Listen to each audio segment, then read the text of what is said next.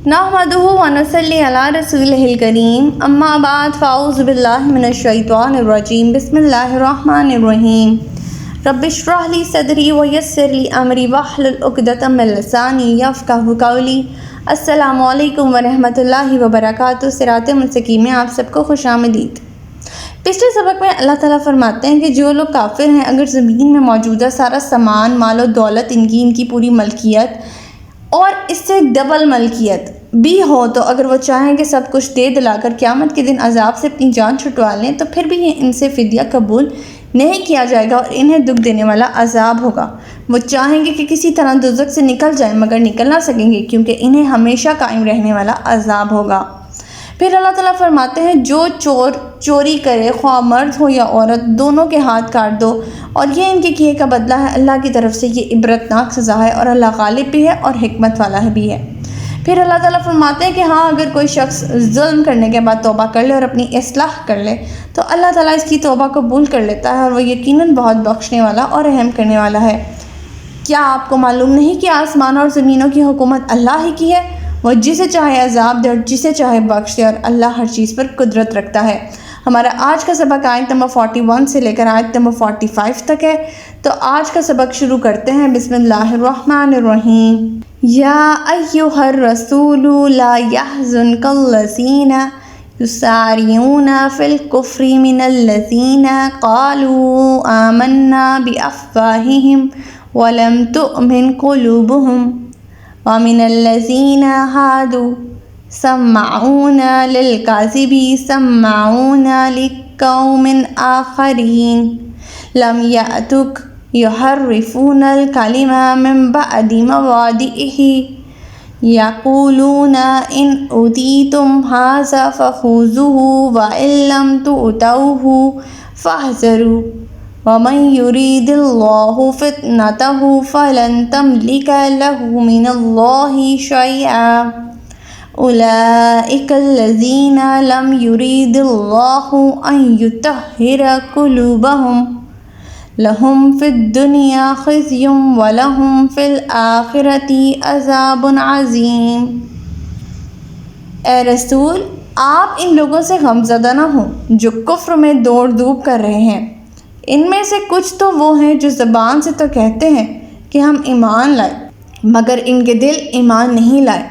और कुछ यहूदी भी हैं, वो झूठ बनाने के लिए कान लगाते हैं और इन दूसरे लोगों के लिए लगाते हैं जो आपके पास नहीं आते।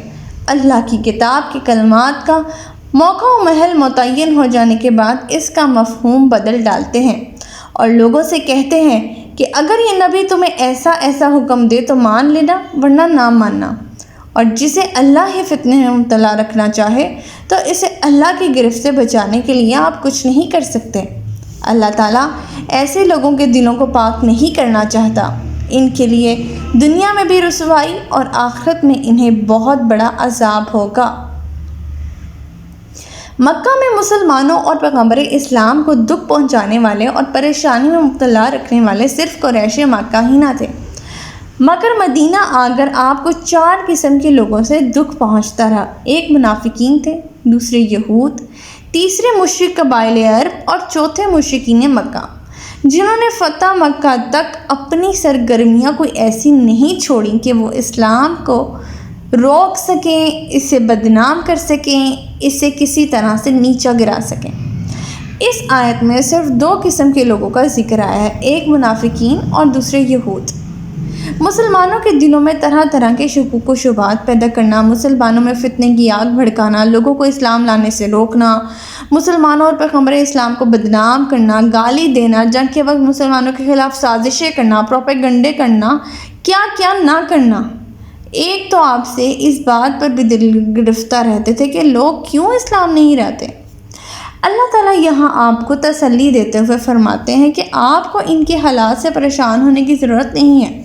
ये सब लोग अल्लाह के इल्म में हैं और अपने अपने अंजाम को पहुँच के ही रहेंगे। आपको सिर्फ अल्लाह पर हर वक्त नज़र रखनी चाहिए। इस आयत में एक वाक़े की तरफ इशारा है। हुआ ये था कि खैबर के एक अमीर घराने के एक शादीशुदा यहूदी और यहूदन ने ज़िना किया था।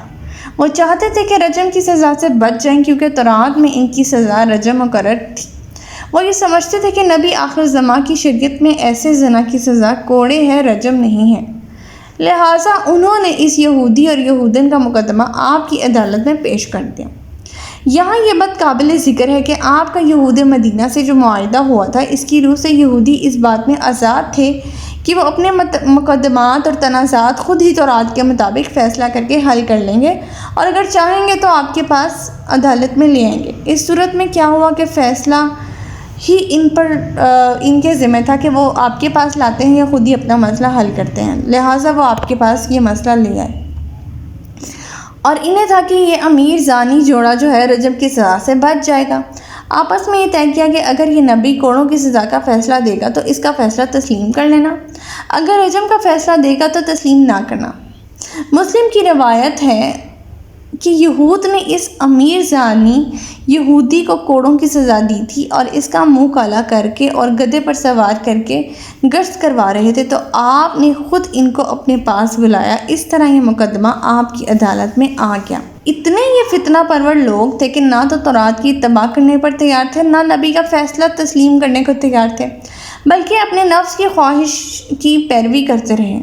کتاب اللہ یعنی تورات کے منکر اس لیے کہ تورات میں رجم کا حکم موجود تھا، وہ یہ بات خوب جانتے تھے۔ نبی کے منکر اس لیے کہ وہ فیصلے کو مشروط طور پر ماننا چاہتے تھے، یعنی اگر وہ ان کی خواہش کے مطابق کوڑوں کی سزا ہو تو مان لیں گے، اگر تو رجم ہوگا تو نہیں مانیں گے، لہٰذا یہ اتباع نہ تو تورات کی ہوئی نہ نبی کی، بلکہ ان کی اپنی خواہشات کی اتباع ہوئی، اور یہ شخص فتنے میں ایسا شخص پڑ جاتا ہے جو نہ نبی کی مانتا ہے نہ کتاب اللہ کی مانتا ہے۔ اللہ تعالیٰ فرماتے ہیں کہ ایسے لوگوں کے دلوں کو اللہ تعالیٰ ہرگز پاک نہیں کرتے اور یہ خود ناپاک رہتے ہیں۔ اللہ تعالیٰ صرف ان کے دلوں کو پاک کرتے ہیں جو خود پاک صاف ہونا چاہتے ہیں۔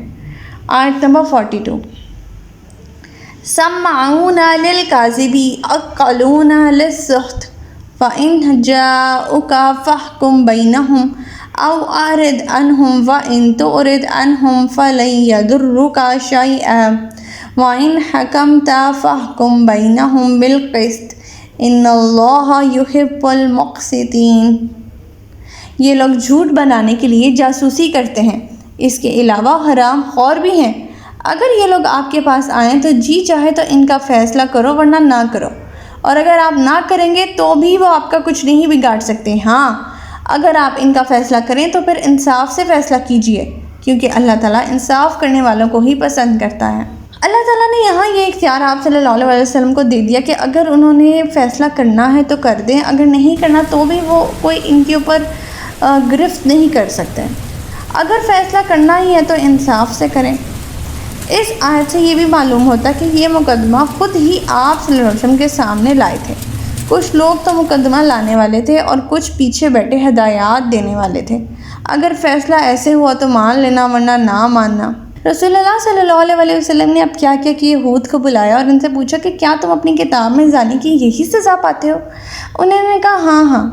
پھر آپ نے ان کے علماء میں سے ایک آدمی کو بلایا اور فرمایا میں تمہیں اللہ کی قسم دیتا ہوں جس نے موسیٰ پر تورات نازل کی تھی، بتاؤ کیا تم اپنی کتاب میں زانی کی یہی سزا پاتے ہو؟ اس نے کہا نہیں۔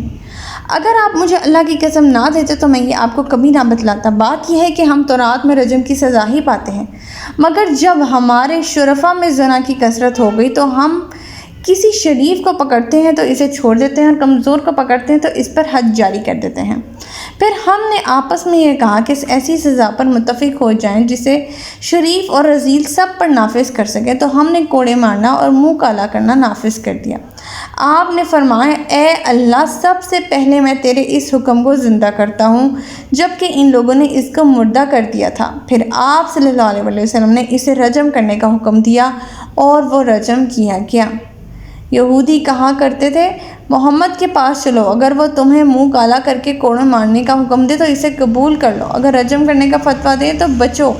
تب یہ آیت نازل کی گئی تھی۔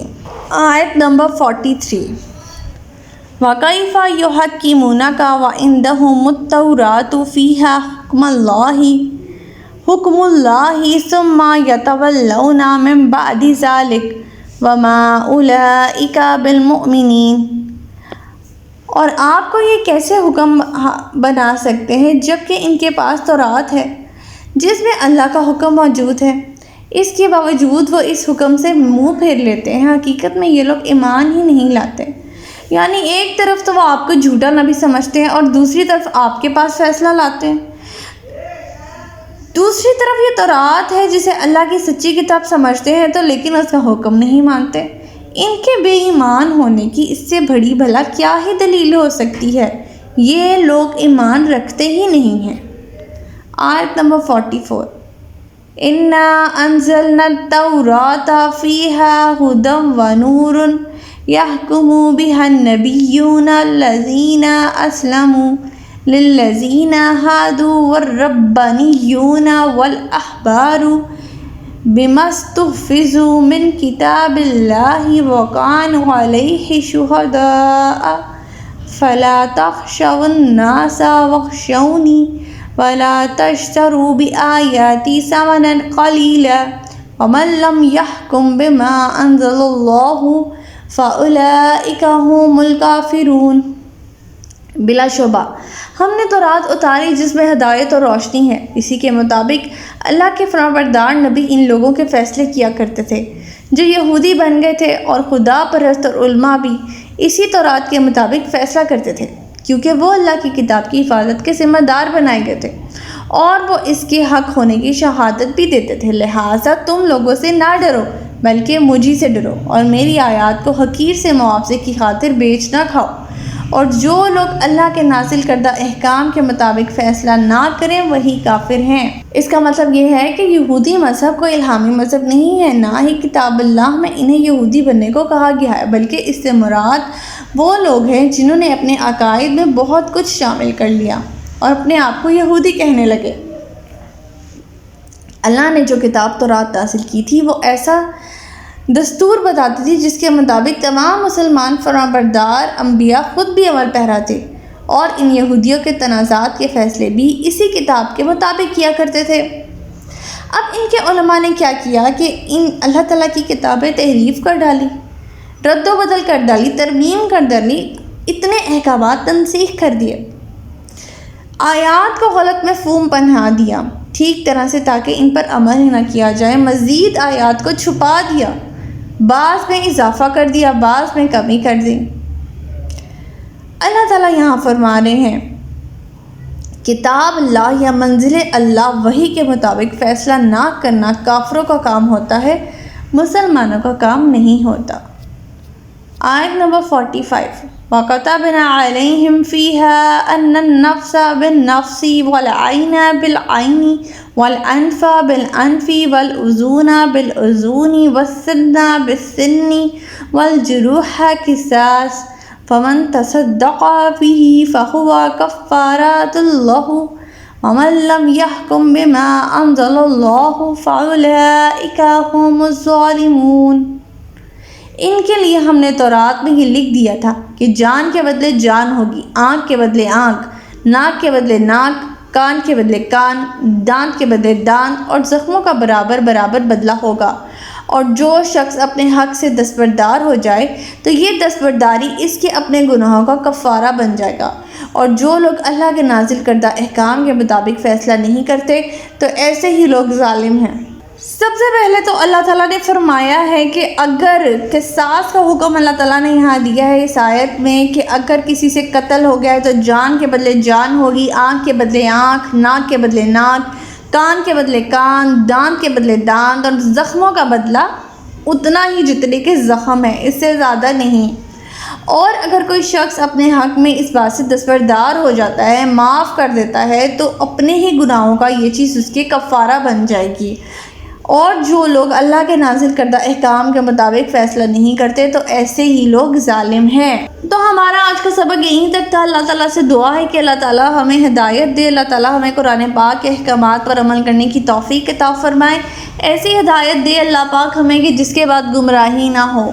ربنا لا تزغ قلوبنا بعد إذ هديتنا وهب لنا من لدنك رحمة إنك أنت الوهاب۔ سبحانك اللهم وبحمدك استغفرك واتوب الیک۔ السلام علیکم ورحمۃ اللہ وبرکاتہ۔